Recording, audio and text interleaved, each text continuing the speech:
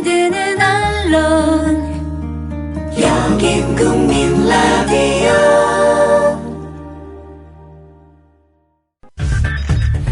이강윤의 오늘, 이제는 정가 산책으로 함께합니다. 정치권 동향 생생하게 풀어드릴 분은요. 네, 양정대 기자 안녕하세요. 네, 안녕하세요. 네, 바로 들어갈까요? 안철수 공동대표가 권은희 전 수서경찰서 수사과장 전략 공천하는데 힘을 썼다, 그런 얘기 돌던데 맞습니까? 일단 사실관계를 100% 확인을 할 수는 없습니다만 현재 당 안팎에서는 대체로 그런 의견들이 많이 나오고 있습니다. 네. 그동안에 권은희 전 서경찰서 수사과장도 그 안철수 공동대표의 정치 입문 이후에 사실 호의적인 의견들을 몇 차례 표명했었다 이런 얘기가 있고요. 네. 최근에 언론과의 인터뷰에서 안철수 공동대표를 통해서 우리 정치의 희망을 봤다 이런 얘기를 한 게 있다고 합니다. 예. 이제 그것 때문에 일단 촉발은 된 것 같고요. 지금 전체적으로 당 안팎의 상황을 보면 안철수 공동대표가 이번 730 재보궐선거 공천 과정에서 이래저래 지금 여러 가지 비판들을 받고 있는데 네. 그 비판의 와중에 가장 좀 중요하게 포인트로 잡고 있는 게 결국 어쨌든 안철수 공동대표가 좀 당 내에서 자신의 입지를 넓히는 하나의 계기로 네. 권은희 전 과장 문제를 좀 적극적으로 검토하고 네. 좀 힘을 쏟지 않았겠느냐 이런 얘기가 나오는 건데요. 사실 광주 광산을이 애초에 이제 경선 지역이 될 거다 이런 전망들이 많았었는데 서울 동작을 문제와 함께 맞물리면서 전략공천 지역으로 바뀌지 않았습니까? 네. 그 과정에서 광주 광산을을 전략공천 지역으로 묶어두는데 안철수 공동대표가 굉장히 좀 많이 노력을 했었다 이런 얘기가 당 안팎에서는 굉장히 좀 신중하게, 그러니까 비중 있게 그렇게 얘기가 나오고 있습니다. 그러면 말이에요. 네. 권은희 전 수사과장이 거론될 때 바로 이제 뒤따라 나왔던 얘기들인데, 이번에 출마를 하면, 물론 좋은 정치적 자원인 건 맞지만, 네네. 출마 타이밍을 놓고, 요번에 네. 바로 나와버리면, 국정원 댓글 사건 진실을 밝히는데 결과적으로 조금 마이너스가 되는 건 아니냐, 이런 우려가 있었잖아요. 그랬었죠. 그건 예. 어떻게 될 것 같아요?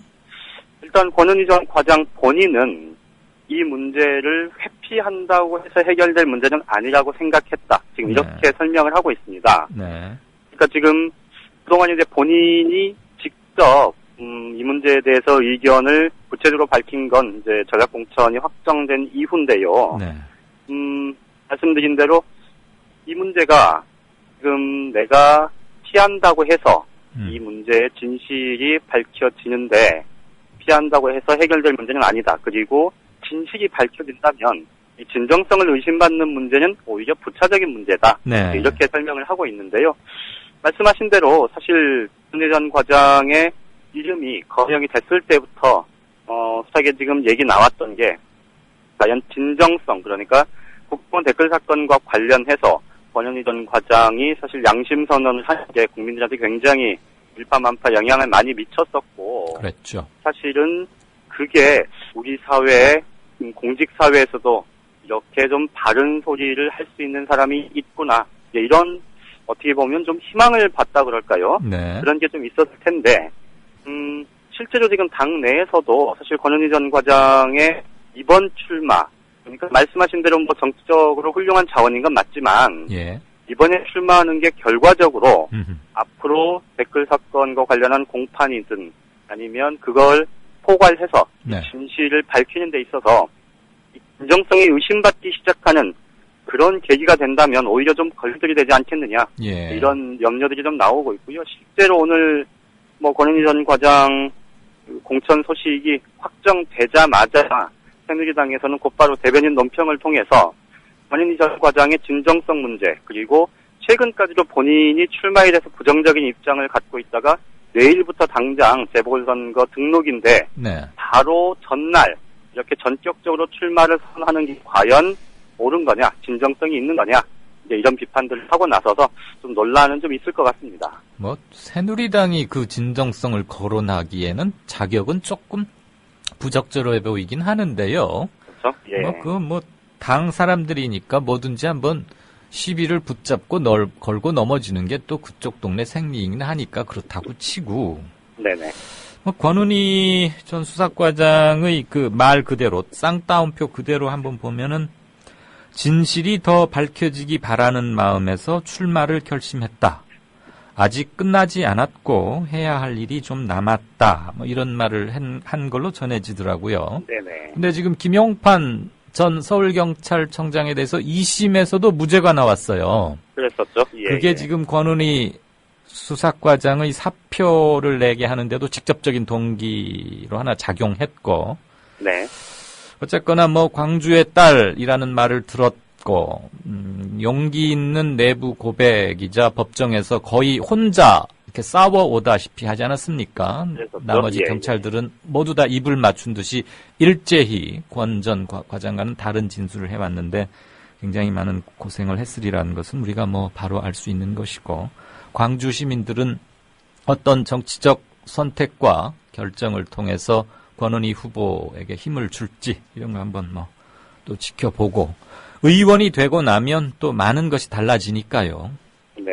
네, 지켜보는 광주 이제 천정배 전 법무부 장관이 이제 출마를 포기하면서 네.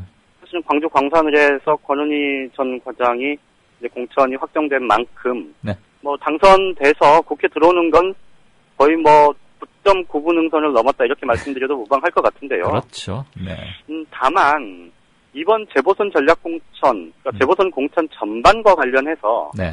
새정치민주연합이 보이고 있는 이 난맥상 뭐랄까요? 그렇죠. 이 원칙 또 원칙이나 혹은 정치적인 그리고 지도부의 지도력, 정치적 리더십 예. 이런 부분들이 사실은 총체적으로 이게 문제점을 노정을 했고 예.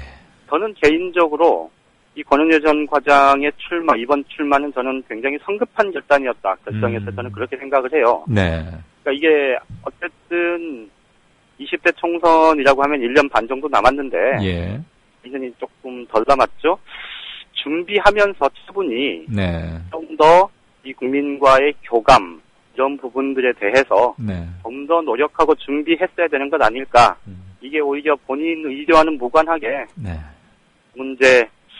결국 국민들한테 그렇게 크게 이 본인이 생각하는 것만큼 진실을 밝히는 데 있어서 본인의 국회 입성이 그렇게 플러스만 되기는 어려울 거다. 저는 그렇게 보이네요. 예. 예.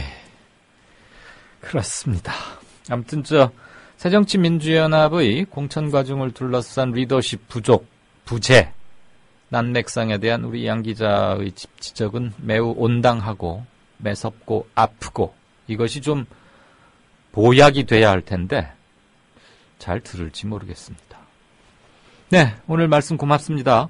예, 고맙습니다. 네, 지금까지 한국일보 양정대 기자였습니다. 국민 라디오 지지하는 4가지 방법 아시나요? 다운로드하기, 별점 주기, 댓글 달기, 구독하기. 국민 라디오를 보다 많은 이들에게 전할 수 있는 가장 손쉬운 방법. 다운로드하기, 별점 주기, 댓글 달기, 구독하기. 잊지 마세요. 다운로드하기, 별점 주기, 댓글 달기, 구독하기.